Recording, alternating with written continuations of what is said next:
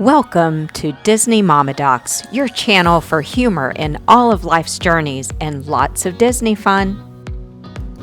On today's episode of Disney Mama Docs, office life and Disney planning. So welcome back to episode 3. We both had a super busy week this week, so we're doing this via Zoom. We attempted to do it together. That didn't quite work out for us on Friday. Yeah, you want to tell them what happened? So Diana's on call this weekend, and we made an attempt. I headed her direction, and then ended up. I basically told you to turn around. I did get to go to Walmart in the interim by myself without children, so that worked out. Yeah, it just didn't work out. Sometimes it's very easy to make plans, but sometimes very hard to keep them. Yeah, and that's actually part of what we'll be talking a little bit about today.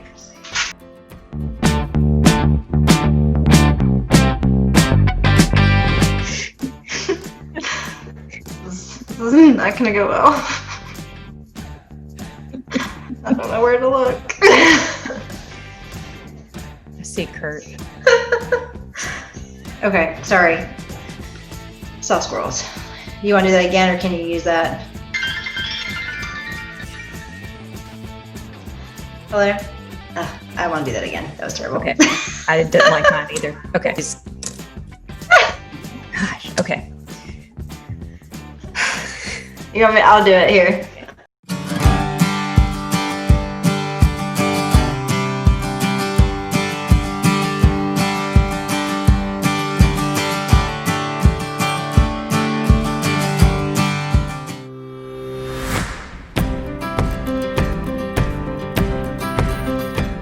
So I'd like to introduce you guys to Crystal Hyatt. She's a very good friend, and she is our practice manager. She's also going to nurse practitioner school, so very soon she'll be one of our awesome nurse practitioners as well. And Crystal and I communicated a good bit before I came down to join the practice to help coordinate everything as I was getting ready to come. When I got here, she'd put this awesome sign in my office. It's a beautiful day to save lives, as Derek Shepard always said on Grey's Anatomy. Last year for Crystal's birthday, I hung this poster of Dr. Jackson Avery from Grey's Anatomy behind her door, mainly because I thought it would be really funny if she had a serious meeting in here and they closed the door and here's Jackson in all of his glory. However, sadly, she does not share in my poor judgment and apparent lack of professionalism with respect to this matter, and keeps him covered with her coats. In the spectrum of doctors, I'm really low maintenance. I don't ask for special things.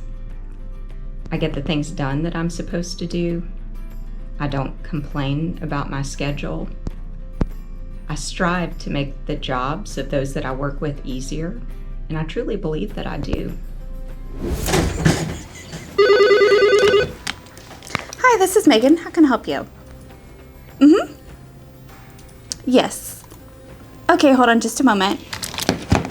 Crystal, the cafeteria called again. Dr. Ruiz still hasn't paid her tab.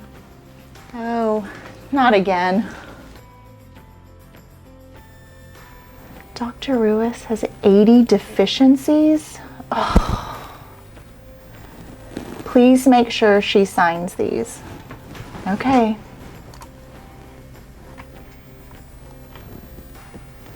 Dr. Ruiz has yet to sign up for a simulation session. Can you please make sure she responds? I'll forward that on as well.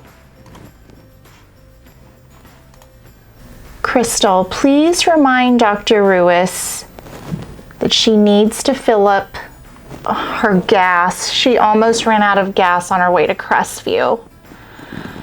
Oh.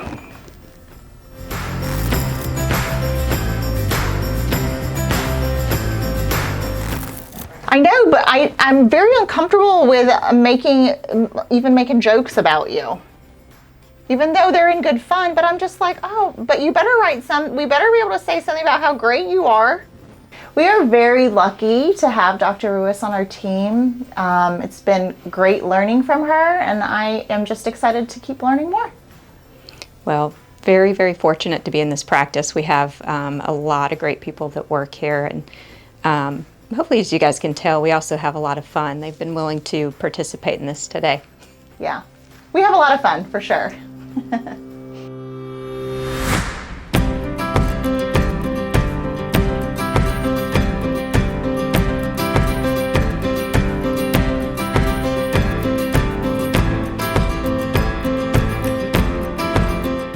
Good morning. At the office today, just wanted to share with you something funny that we have here. Some days in women's health are kind of rough. Sometimes we have bad days. Sometimes people aren't very nice. Sometimes we're hungry. Sometimes we have to give bad news. Anyway, sometimes tears are shed. And but overall, we're happy and we love what we do. But it's nice when we can go several days in a row without any crying in the office. So it's official. We've actually gone 5 days without any tears being shed. On bad days, I always say I'm crying on the inside, and you can't tell. And I just think it's a funny way for us to get through our days and support each other and help each other and help our patients.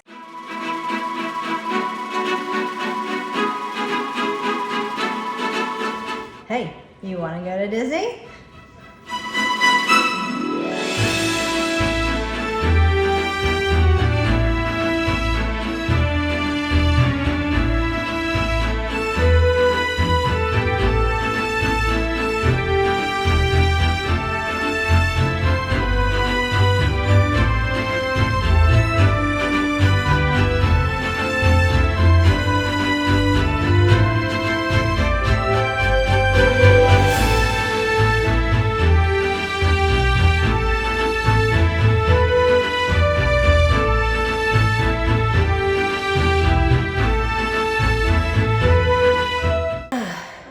I don't think I can go to Disney. It's just not going to work out right now.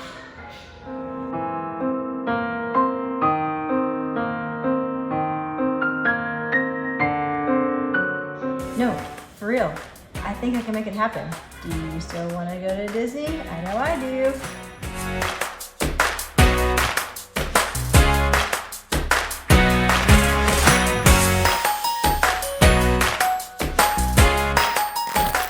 This is not usually how we would recommend planning for a Disney trip because it's super last minute. I think we're gonna just take a little mom weekend and enjoy ourselves and like do all the things that we like to do. But we can hopefully give you some tips on planning your Disney trip, especially right now in COVID times, because it's a little different than if you've gone before. The big thing now, I think that's a change that is definitely new is the park reservations. That's been something that I've had to get used to because before we could kind of go when we wanted and didn't have to have these park reservations, and now you have to do this before you go.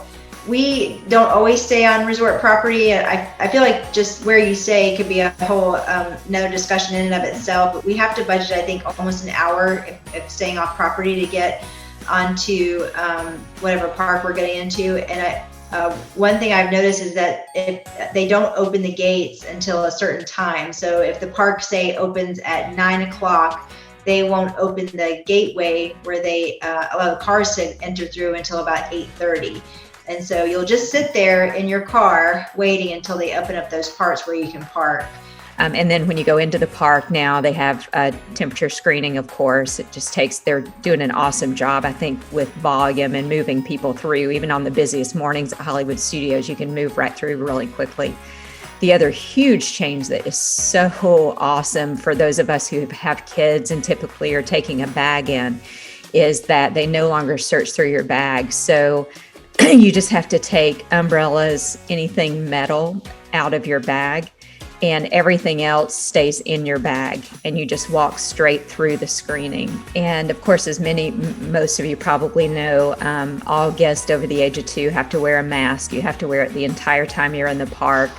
And as far as mask is concerned, I've heard a lot of people ask, what's the best mask to wear? I just think it's personal preference. We wear cloth masks because I feel like you can wash them and reuse them. Also, if you get them dirty, you can just get a new one. I feel like with the paper masks, they kind of personally, after wearing one all day at work, they just, after a while, they break down. And then I feel like if you're sweating, they would break down even more. So that's not my personal preference, but I definitely see a bunch of people wearing them. And then we just bring several because my kids eat food and are so messy. And eventually they have food all over their masks and we just have to swap them out.